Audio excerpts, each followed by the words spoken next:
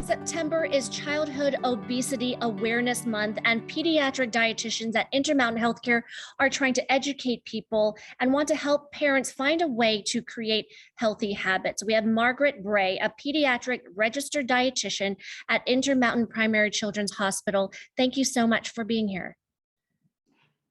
It's my pleasure to be here. Thank you.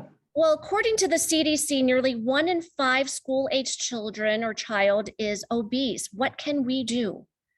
So I think this has to be a family situation. There's no point singling out one child and have everyone else in the family continue to eat unhealthfully. And that's going to make that child feel very insecure and most likely rebellious. So we totally are into family-centered education and family-centered sort of food and eating.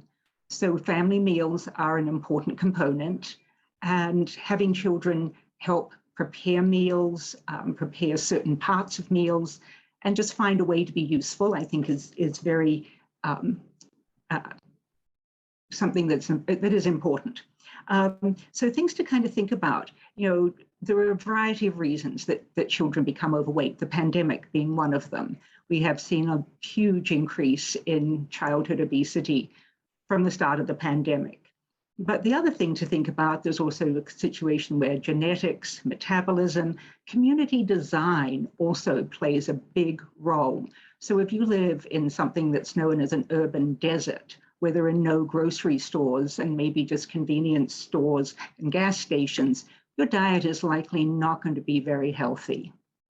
I imagine physical activity also plays a role, and making sure we're on that fine line as parents. We don't want to create any body image issues as well. Absolutely. And yes, physical activity is very, very useful. That's another thing that happened in the pandemic. Children were sent home from school, they sat at home watching television and not going outside.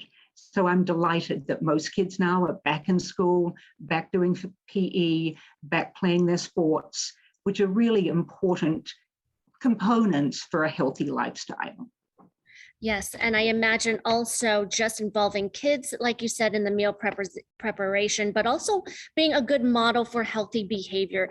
With more information, as always, you can head over to intermountainhealthcare.org. Click on that Primary Children's Hospital tab to find out all the information for healthy habits for your children and your family. Thanks again for joining us.